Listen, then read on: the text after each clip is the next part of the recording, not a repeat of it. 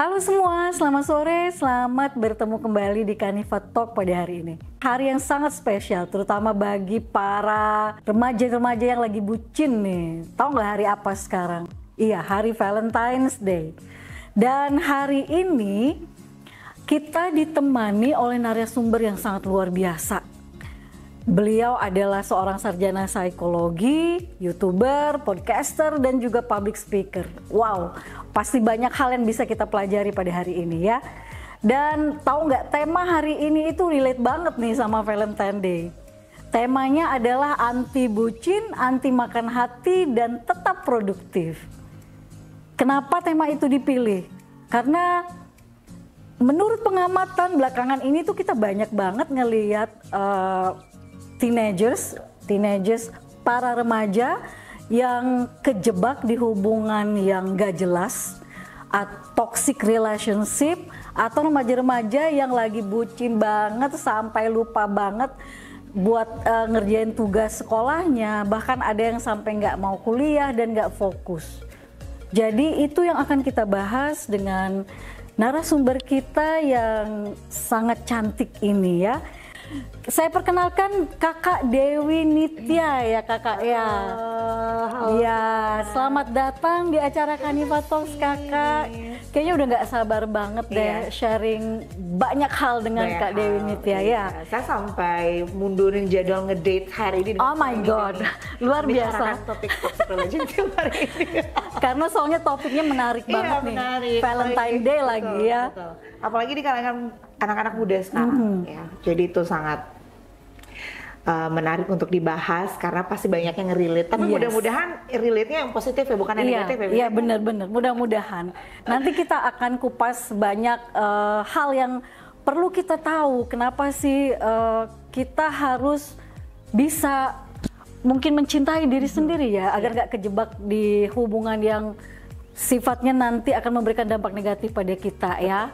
Kita masuk ke pertanyaan pertama nih, bukan pertanyaan pertama.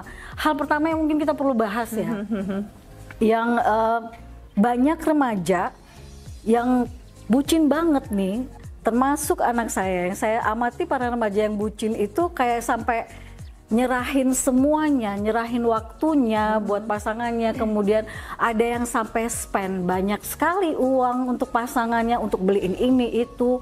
Bahkan ada yang untuk mengikuti kegiatan untuk mengembangkan diri sendiri saja itu nggak boleh dengan alasan nanti kamu ketemu cowok lain di situ dan segala macam. Nah, jadi kan akhirnya kayak nggak cinta sama diri sendiri gitu ya.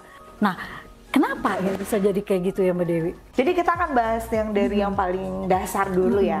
Kenapa sih orang itu bisa bucin gitu kan? Sebenarnya pertanyaan yang sering kita ajukan ke teman-teman yang kita lihat bucin, atau ke keluarga atau ke anak yang bucin.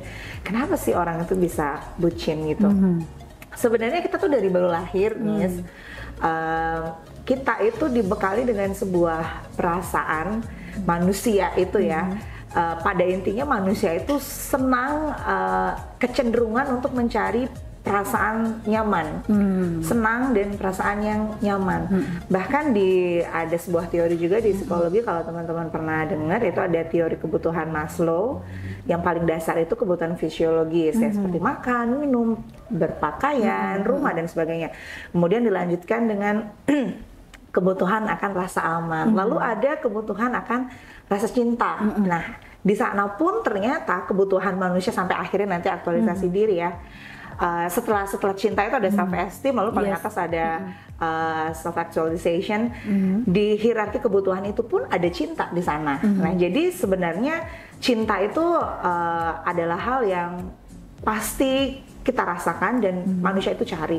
Cinta, perasaan happy itu sama seperti pecandu narkoba. Jadi bayangkan aja ketika kita jatuh cinta, kita melepas hormon dopamin dan oksitosin itu dan beberapa hormon lain yang memicu rasa senang dan gembira, otomatis kan kita pingin lagi ya, pingin terus lagi. Addicted gitu. Ya jadinya. Addicted jadinya dengan kecanduan gitu.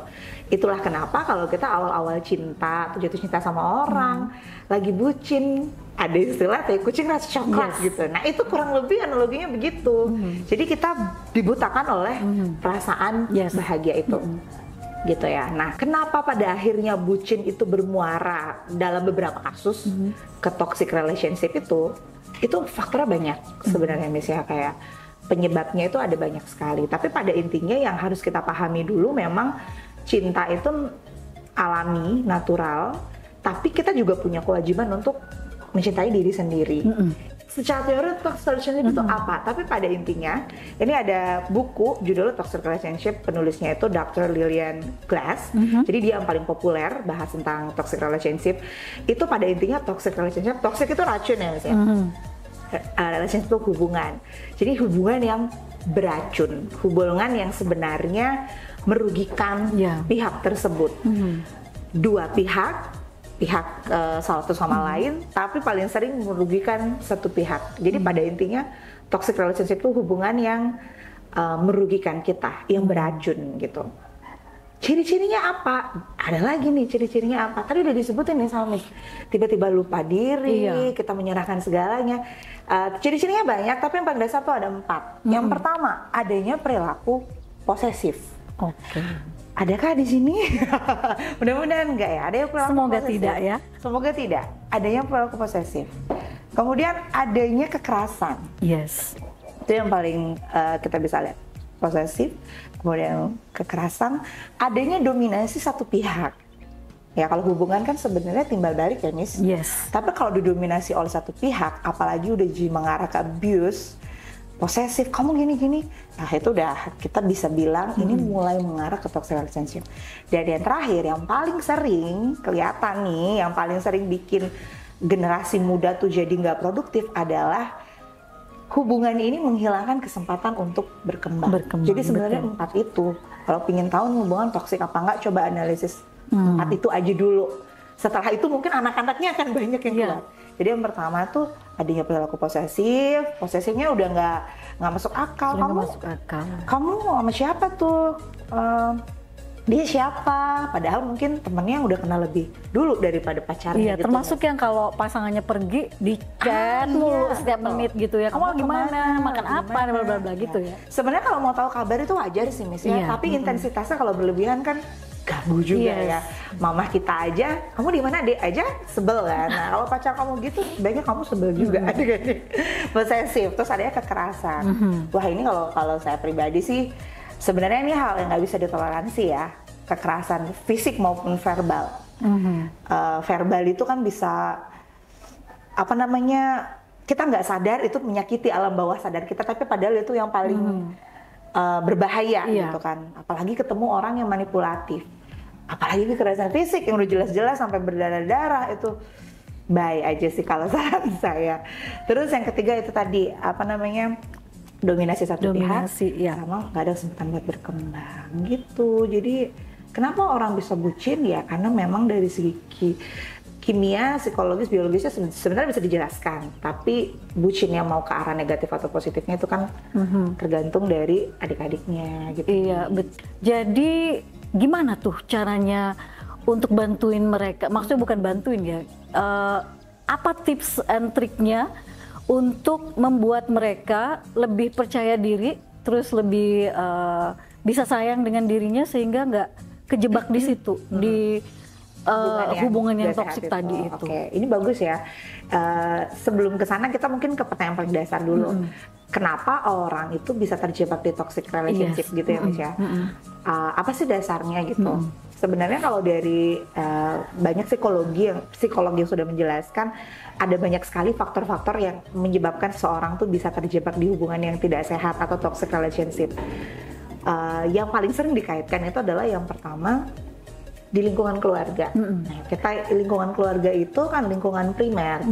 Jadi lingkungan di mana pertama kali kita lahir, membentuk nilai-nilai fondasi diri itu ada di keluarga. Barulah kemudian nanti kita ke sosial, ke society. Jadi keluarga itu adalah lingkungan primer. Nah, kenapa banyak sekali psikolog yang mengaitkan dengan keluarga? Karena banyak kasus di mana toxic relationship itu menjadi hal yang umum atau lumrah atau dianggap biasa oleh korban karena dia sudah sering berada di budaya hubungan yang tidak sehat itu. Oke, jadi karena dari keluarga seperti itu, jadi dia ngerasanya oh Ya ini udah B, normal, B aja nih, normal biasa seperti aja ini, normal ya. aja gitu. Dikekang misalnya, dikekang dengan orang tua atau dia melihat figur, mohon maaf ya ini dalam beberapa kasus, tapi tidak semua juga penyebabnya seperti ini. Ayah dan ibu yang sudah dia biasa melihat kekerasan. Jadi sekarang bapaknya kalau marah ngamuk gitu, keper gitu ya, misalkan kekerasan, terus nanti baik lagi. Nah, secara nggak sadar mungkin beberapa kasus anak itu merasa oh berarti cinta emang seperti itu. Dia kasar tapi toh dia juga memberikan nafkah untuk keluarga, toh dia juga menjalankan figurnya sebagai ayah. Ya dipukul, disiksa nggak apa-apa lah. Apa kali. Nah, gitu. Jadi ada budaya permisif yang sudah terbentuk di keluarga.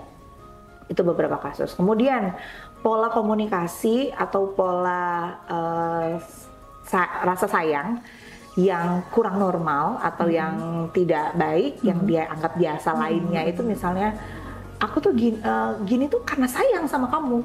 Nah, misalkan sering banget itu, sering ya, banget. Itu sering ya, itu pamungkas. Jadi pada akhirnya, apalagi orang-orang yang manipulatif, pada akhirnya orang-orang yang manipulatif itu akan memanfaatkan kesempatan karena orang yang dikasih omongan seperti itu, oh iya juga ya, dia kan kayak gini karena dia sayang, ya udah berarti nggak apa-apa. Nah adanya sifat ya udah berarti nggak apa-apa itu banyak sekali memang karena dia sudah terbiasa melihat pola seperti itu di keluarga.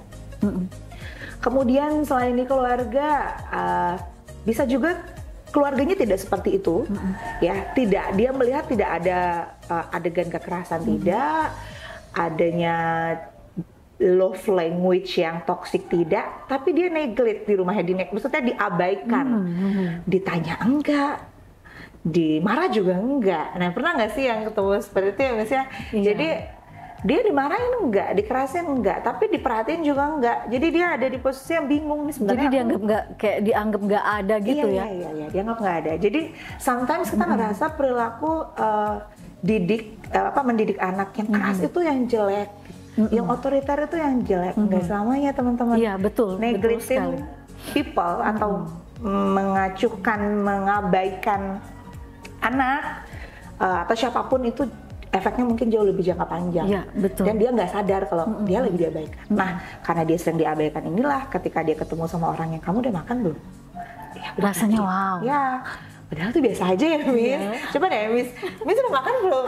Kayak gitu. Itu biasa sebenarnya. Cuman mungkin bagi beberapa orang, karena mungkin dia jarang mendapatkan perhatian seperti itu dan ketemulah dengan orang yang sorry to say ternyata manipulatif dan ngomongnya halus, lembut, tapi ternyata dia toksik, jadinya oh aku ketemu orang yang bisa mengerti aku nih gitu, padahal toksik sebenarnya gitu. Jadilah dia berbunga-bunga dan ngerasa ketemu orang yang kayak cuma dia yang paham, yang perfect dan segala macam. Jadi dia pasif agresif tuh gimana ya, kayak gini misalnya, oh ya udah kalau kamu nggak ngabarin aku nggak apa-apa gitu kan, pasif nih, tapi besok-besok kalau aku juga kayak gitu kamu jangan marah, agresif.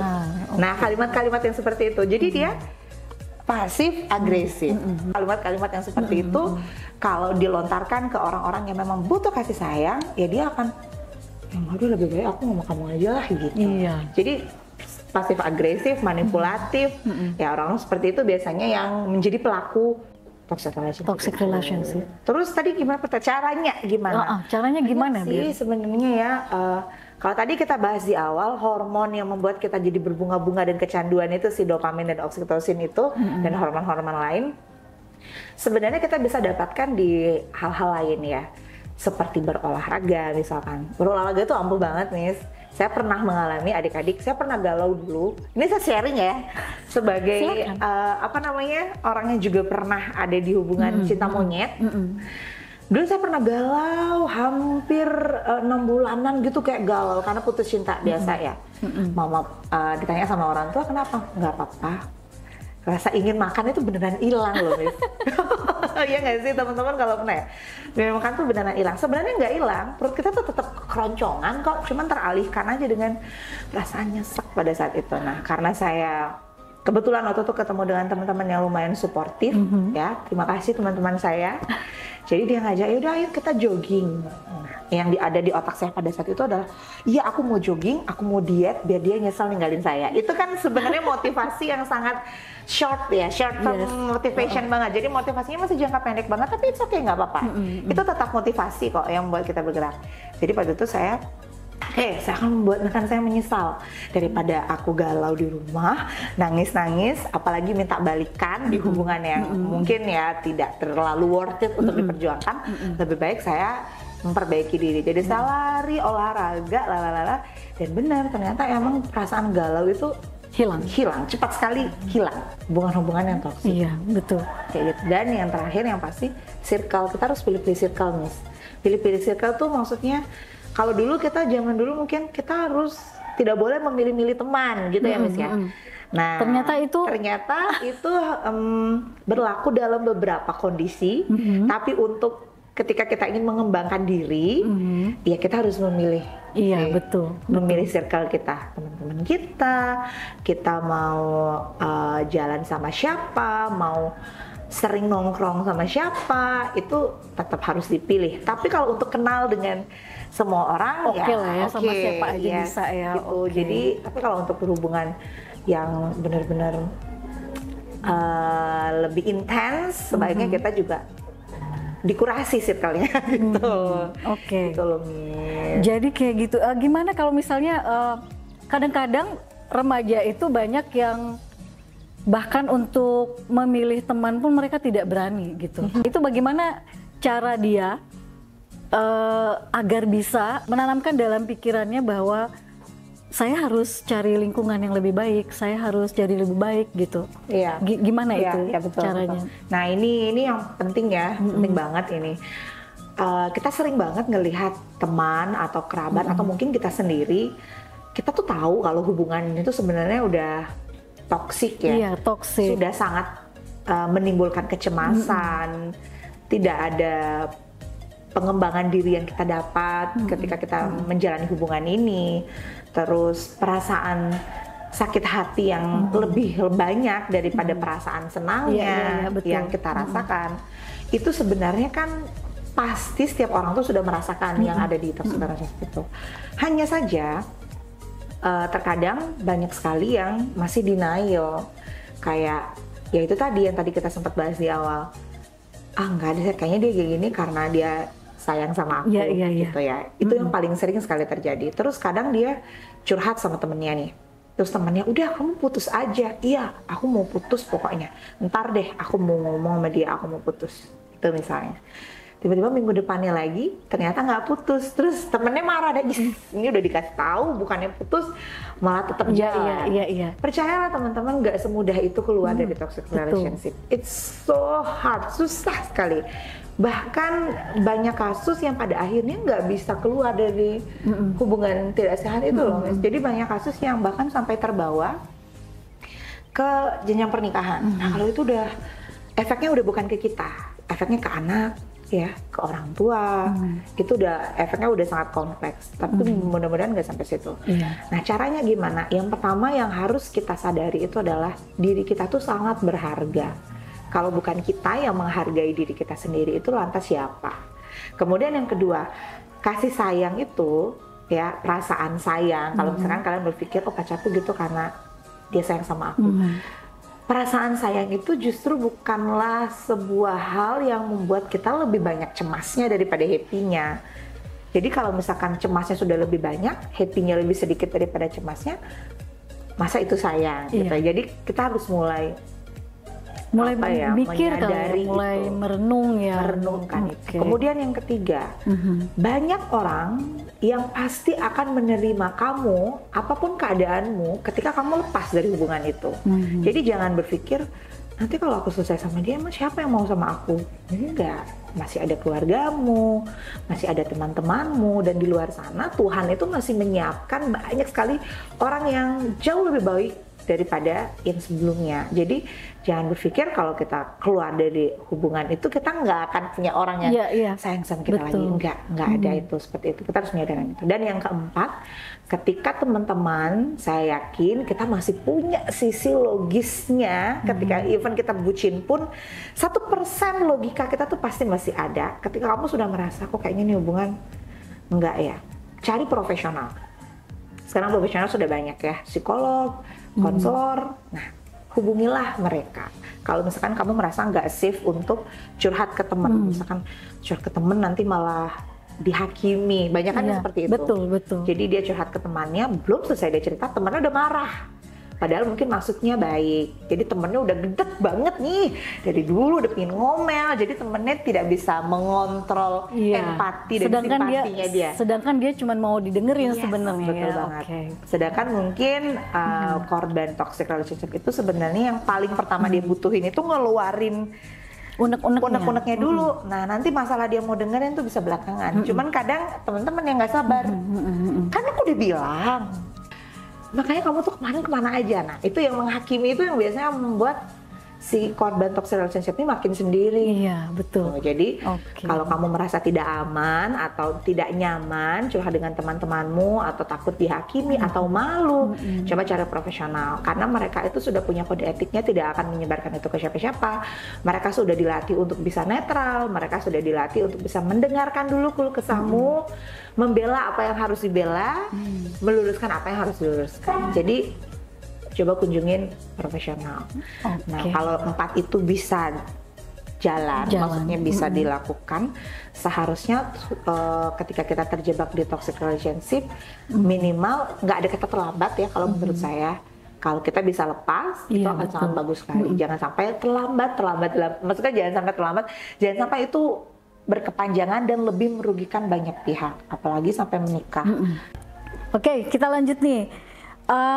Tadi ada ngomongin sayang, cinta, gitu. Jadi pertanyaan selanjutnya itu adalah sebenarnya bentuk sayang yang baik, yang tidak menjebak kita ke toxic relationship itu seperti apa? Oke, wow, deep ya. Sayang itu seperti apa? So deep.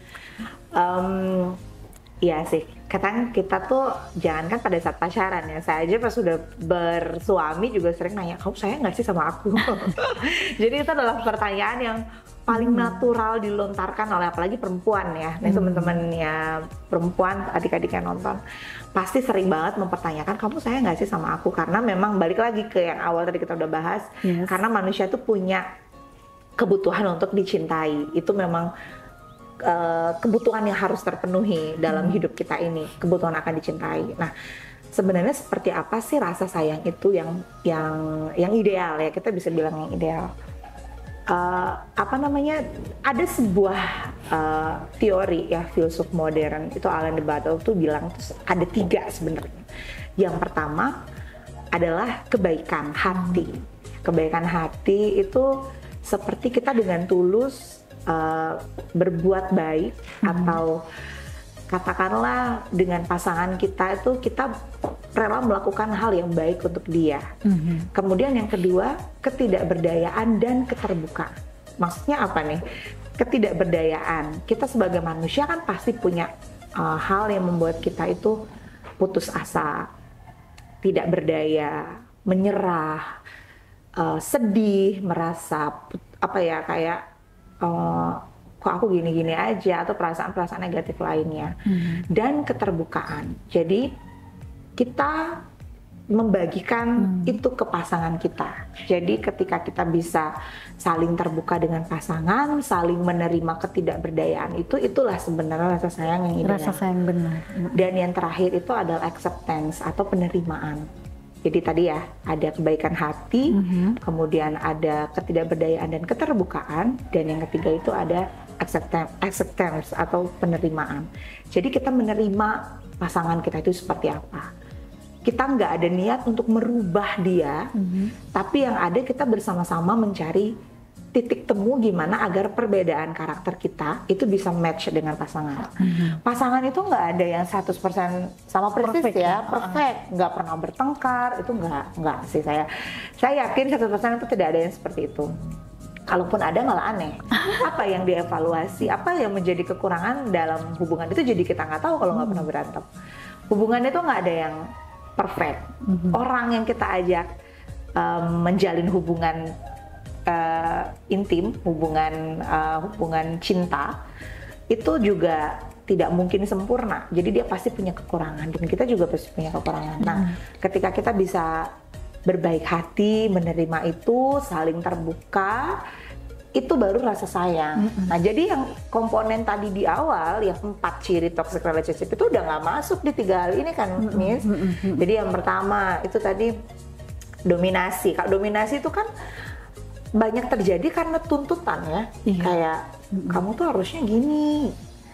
Nah, padahal rasa sayang itu sebenarnya kita tidak mengubah pasangan kita, tapi kita bersama-sama, kita cari solusi gimana caranya biar perbedaanmu ini dan perbedaanku ini tuh bisa sejalan. Bisa sejalan. Ya, kayak misalkan aku nggak suka tempat rame, tapi pasanganku suka tempat rame. Kan kita nggak mungkin, kamu jangan dong ke tempat yang rame, kan aku nggak bisa ke tempat yang rame. Kan nggak mungkin kayak gitu solusinya. Jadi gimana caranya kita ketemunya di tengah-tengah. Ya udah, berarti besok-besok kita ngedate-nya, kadang-kadang kita ngedate-nya di TV, di rumah gitu ya, kita film bareng, tapi besok-besoknya lagi kita ngedate di luar. Jadi itu harus make it balance gitu. Itu rasa sayang ideal ya, adanya kebaikan hati, saling mendukung dan menerima, dengan alih-alih tidak menekan pasangan untuk menjadi orang yang bukan dirinya. Kayak gitu sih sebenarnya. Karena banyak banget nih kayak tiba-tiba diet, oke bagus ya, artinya dia termotivasi untuk hidup sehat. Tapi dietnya akhir-akhirnya malah muncul simptom anoreksia atau bulimia, tahu ya, ada anoreksia dan bulimia karena saking pacarnya lagi dong olahraga lagi, jadi dia kayak ngerasa kamu masih gendut gitu ya. Jadinya habis makan tuh dimuntahin. Nah, itu muncul lagi simptom psikologi baru. Ya buruk juga lagi. Iya betul. Oke, so udah tadi toxic relationship, kemudian rasa sayang yang baik itu seperti apa. Lalu ini yang terakhir nih sebelum kita menutup talk show, mungkin boleh dibilang talk show hari ini ya. Lalu sebenarnya kayak gimana sih caranya untuk spend atau menghabiskan masa remaja itu biar kita nggak kejebak ke hal-hal seperti itu. Nah ini gongnya.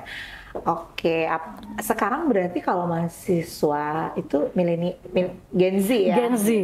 Gen Z. Sebenarnya bersyukurlah adik-adik yang masuk ke usia atau kategori Gen Z, karena kalian itu terlahir dengan gifted yang luar biasa. Salah satunya kalian itu adalah orang yang kreatif. Banyak sekali yang bisa kalian lakukan untuk bisa pergi atau lepas atau terhindar dari toxic relationship itu. Yang pertama adalah kenali potensi yang ada dalam diri kita. Itu sebenarnya paling dasar ya. Mungkin kalau teman-teman ikut podcast tentang toxic relationship atau kesehatan mental lain, berkali-kali psikolog itu pasti akan menyebutkan kalimat ini. Kenali potensi yang ada dalam diri kamu. Simple sih kedengarannya sekarang, karena apalagi yang belum menemukan itu kedengarannya simple. Tapi ketika kalian udah menemukan baru paham nanti ya, oh ini maksudnya. Potensi kalian itu akan membuat perhatian kalian teralihkan ke hal-hal yang lebih positif. Karena apa? Balik lagi, kita punya sense untuk mengaktualisasikan diri. Meskipun itu di hierarki kebutuhan masuk paling atas ya, Miss. Tapi kita tuh sebenarnya terlahir dengan jiwa kompetisi, terlahir dengan keinginan untuk achieve target atau achieve prestasi, self-actualization diri, itu kita sudah terlahir dengan itu. Tinggal dihidupin aja saklarnya. Jadi biar kita termotivasi untuk melakukan hal positif. Caranya yang pertama dengan mengenali potensi. Kemudian yang kedua, teknologi sekarang udah masif banget. Yes, masif banget. Udah Gen Z udah, saya nggak perlu ragukan lagi, kalian udah pasti belajar ini cepat, belajar itu cepat. Konten kreator udah pasti set nggak kayak kita ya Miss ya. Jadi itu bisa dimanfaatkan. Kalau misalkan kalian sedih atau ingin mengeluarkan unek-unek kalian tinggal bisa bikin kayak podcast sendiri ya, entah itu nggak harus yang video, tapi kalian mungkin bisa nanti upload di kanal-kanal yang cuma didengerin aja, jadi kalian bisa sambil ngobrol di situ. Kemudian yang ketiga, ini yang paling sering saya share kalau misalkan teman-teman curhat atau di ngisi materi tentang pengembangan diri atau public speaking, olahraga ya. Olahraga itu udah nggak ada obatnya ya, dia adalah obat dari segalanya. Karena itu tadi dia memproduksi hormon oksitosin juga. Jadi daripada oksitosin kita berlebihan karena cinta-cintaan, ya, kayak passionate love yang nggak tahu ujungnya di mana, yang cuma membara di awal-awal aja, better oksitosinnya kita dapat dari olahraga. Atau buat yang kuliah ya, terutama kuliah di Kaniva Internasional ini, biar nggak galaunya kepanjangan, terjebak dalam bucin dan toxic relationship, kalian bisa arahkan mungkin energi kalian ke yang fokus kuliah. Betul. Fokus arahkan, kan banyak yang cita-cita mau pergi ke luar negeri tuh, Nah, mau kerja ke luar negeri tuh, iya. jadi lebih baik fokuskan saja energi ke gimana caranya nih biar bisa lulus interview, terus bisa berangkat ke luar negeri kayak gitu kali ya, Mbak Dewi ya. Iya. Oke. Mbak Dewi, terima kasih banyak sudah bersedia untuk datang ke Kaniva dan sharing ilmunya di sini. Iya. Semoga lain kali kita bisa bertemu lagi ya. Iya, pasti. Terima kasih banyak. Selamat sore dan oh ya selamat Valentine semua.